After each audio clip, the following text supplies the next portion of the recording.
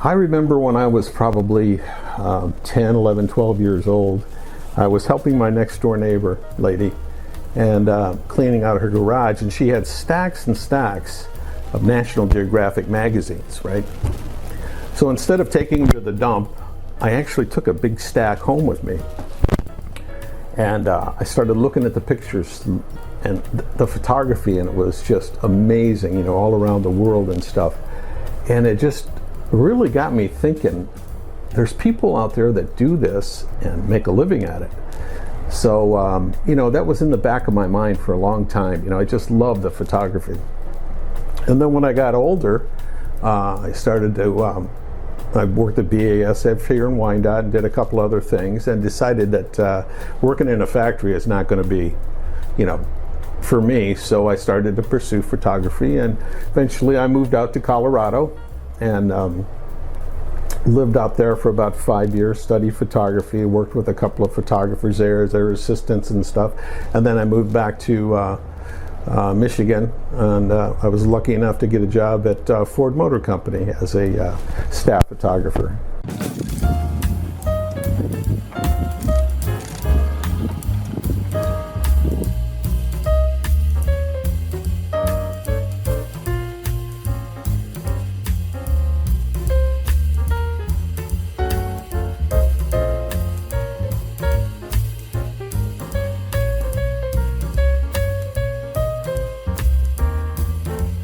I think art is a way of being able to explain things and describe things that oftentimes words just fall short.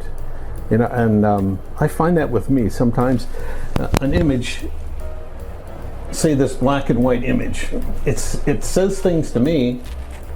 It may not say the same thing to you, but it says things to me that I really can't express, you know, in words, or it would take a long time. You just look at the resiliency of nature and how strong it is, and those kinds of things. So I think, in that sense, art is very important in our society. I think it's fundamental, basically.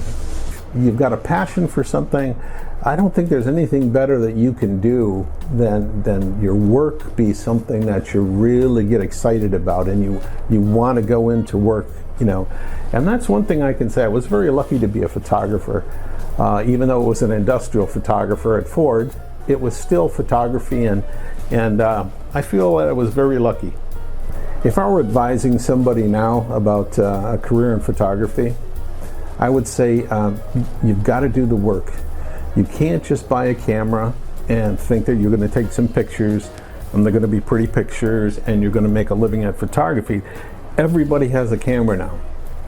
Everybody has a smartphone. Everybody has the potential to take pictures, but very few people are really studying what it's like to take good pictures and think about composition and think about color, you know, and think about the content and all those things that go into it. You need to study, you need to practice, and you really need to be good.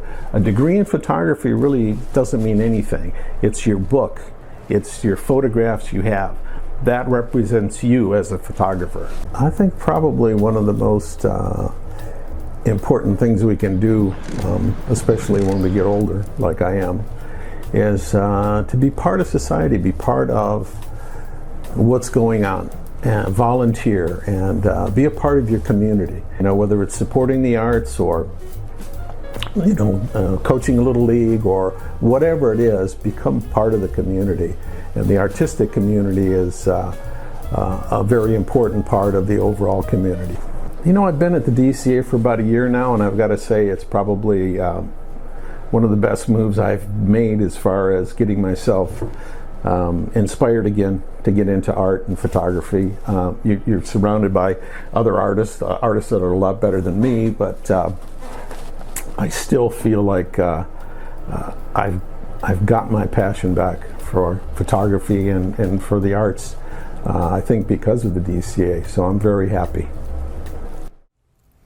I hope you are finding inspiration in our artists and the stories that they're telling. If you would like more information on the Downriver Council for the Arts, please visit our website at downriverarts.org. Thanks for watching, and I hope we'll see you next time.